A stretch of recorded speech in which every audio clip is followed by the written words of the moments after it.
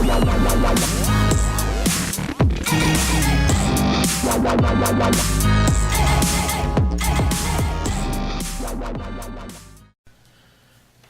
guys, I'm just adding this into the video.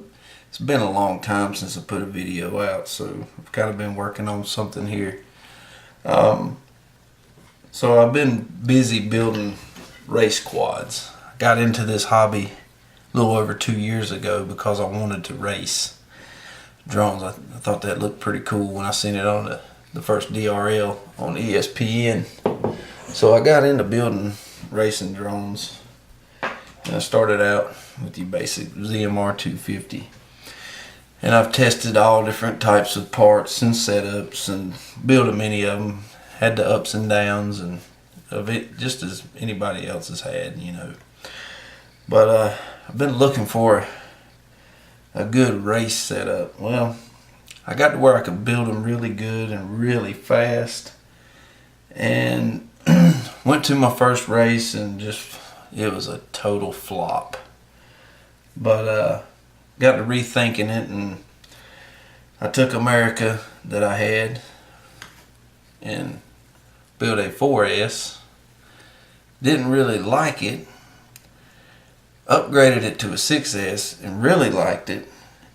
And then I turned around and built another America 4S because I needed to slow down a little bit. The quads were just way too fast for me.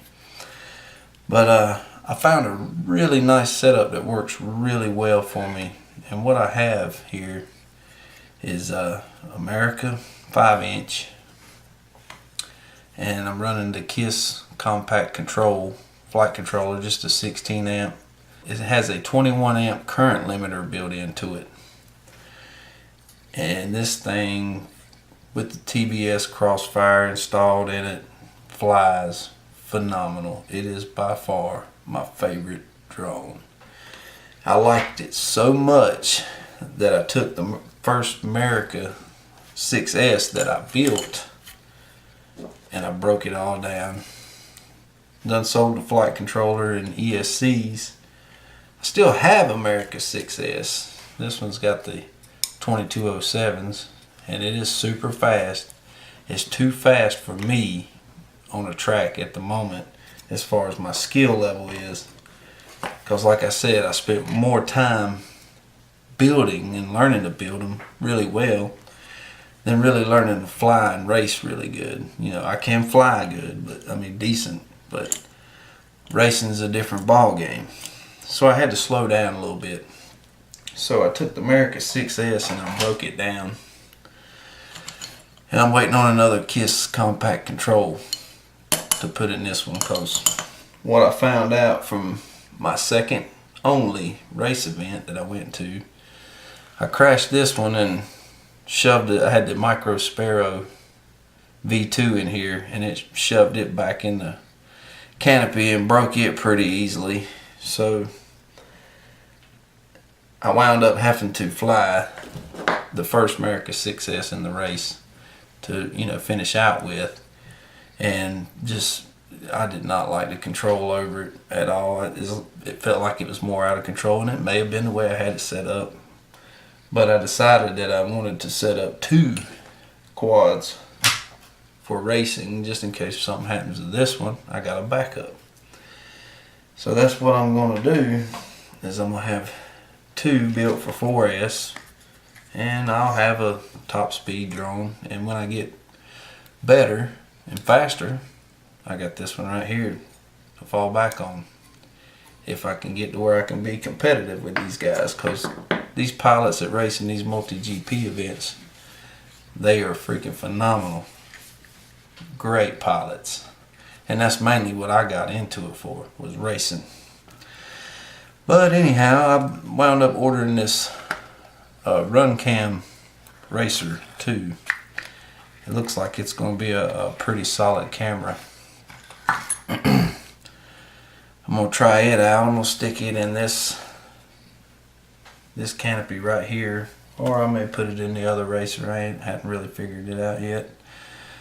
But what I'm wanting to do for my channel, I've already started a build tutorial in a sense. My camera wound up dying on me in the middle of kind of building this one out, and I ran into a lot of issues with this KISS Compact Control.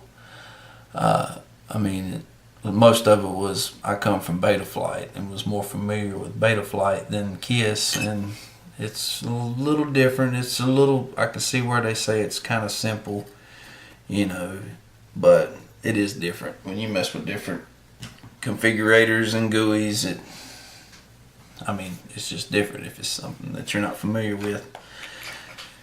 So I had to learn a lot to get that KISS Compact Control set up, and I got another one coming in for this America frame right here, and I'm gonna build it out and get it ready for the race. And I'm just using, you know, like I said, I'm gonna set it up exactly the same. I'm putting the TBS Crossfire in it, and just your basic cheap race day quads, badass 2205, 2400 kV motors. And it makes for a really good, efficient setup.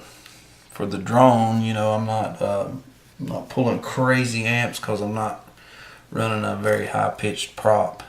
These are just 5040s, and it's pretty fast. I mean, she's lightweight. I can hang good enough to fly with the guys, you know, and I'm sure when I get a little, you know, better at flying, I'll be able to hang with them even better. And the thing that I noticed about running, you know, a lower pitch prop, you know, about a mid-range KV here on 4S, my batteries wasn't getting hot. I wasn't puffing them, and it seemed like it flew really great. Now, that being said, this one right here flies really good too, and I know it. I've took it out, and I guarantee you she'll probably do at least 120 mile an hour. It's pretty fast, and I can run any prop I want on this one, and that's pretty nice as well. But it's way too fast for me. But anyhow, I wanted to get a channel update out because I hadn't put anything out in a while. And I just wanted to let you guys see what I've kind of been doing for a bit.